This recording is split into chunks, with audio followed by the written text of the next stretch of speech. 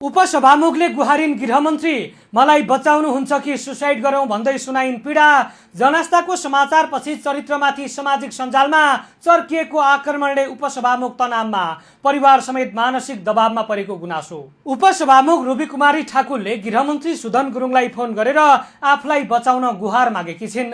जनआस्थामा प्रकाशित समाचारपछि आफ्नो चरित्रमाथि सामाजिक सञ्जालमा लगातार आक्रमण भइरहेको र त्यसले आफू तथा आफ्नो परिवारलाई गम्भीर तनावमा पारेको भन्दै उनले गृहमन्त्रीसँग सहयोग मागेकी हुन्। शुक्रबार दिउँसो गृहमन्त्री गुरुङलाई फोन गरेकी उपसभामुखले आफ्नो अवस्था सुनाउँदै मलाई बचाउनुहुन्छ कि सुसाइड गरौं भन्दै भावुक बनेको उनका निकट स्रोतले जनाएको छ। केही दिनअघि मात्रै जनआस्था पत्रिकाले उपसभामुख रुबी कुमारीको तस्बिर राखेर सुध्रिनुहोस् म्याडम अझै समय छ भन्ने शीर्षकमा समाचार प्रकाशित गरेको थियो।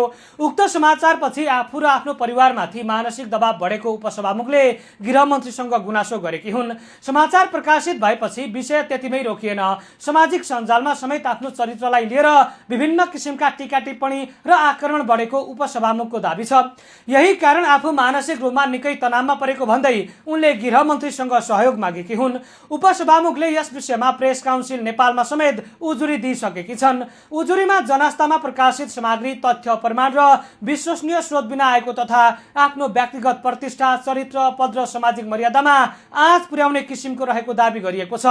उनले प्रकाशित समाचारमा उल्लेख गरिएका प्रत्येक आरोप र दाबीको स्रोत प्रमाण तथा आधार खोजी गर्न माग गरेकी छन्। पत्रकारिताको नाममा कुनै पनि व्यक्तिको प्रतिष्ठा र चरित्रमाथि आधारित आरोप वा उत्तेजक सामग्री प्रस्तुत गर्न नहुने भन्दै उनले निष्पक्ष छानबिनको माग गरेकी छिन्। यति मात्र होइन, उपसभामुखले जनआस्था.com त्यसका सञ्चालक तथा सम्पादक किशोर श्रेष्ठ सहित संलग्न अन्य जिम्मेवार व्यक्तिमाथि कानून अनुसार आवश्यक कारबाही गर्न समेत माग गरेकी छन्। यही बीच जनआस्था पत्रिकाका सञ्चालक तथा पत्रकार किशोर श्रेष्ठ अहिले प्रहरीको हिरासतमा छन्। प्रहरीले उनलाई बुधबार साँझ पक्राउ गरेको थियो। त्यसपछि काठमाडौँ जिल्ला अदालतबाट 3 दिनको म्याद थप गरी प्रहरीले अहिले अनुसन्धान गरिरहेको छ। तर श्रेष्ठ पक्राउ पर्नुको कारण उपसभामुखले दिएको उजुरी मात्रै होइन, सप्तरी 3 का सांसद अमरकान्त चौधरीले जनआस्था.com मा प्रकाशित सामग्रीले आफ्नो गोपनीयताको हक हनन हुनुका साथै आफ्नो प्रतिष्ठामा समेत असर परेको दाबी गर्दै प्रहरीमा जाहेरी दिएका थिए। सोही जाहेरीपछि श्रेष्ठ पक्राउ परेको बताइएको छ। अब घटनाले धेरै प्रश्न खडा गरेको छ। जनआस्थामा प्रकाशित समाचारको वास्तविक आधार के थियो? समाचारमा प्रयोग गरिएका स्रोत र प्रमाण कति बलिया थिए? उपसभामुखले दाबी गरे जस्तै समाचार आधारहीन थियो कि त्यसमा प्रमाणित गर्न सकिने तथ्यहरू पनि थिए र पत्रकार श्रेष्ठमाथिको अनुसन्धानले के तथ्य बाहिर ल्याउँछ?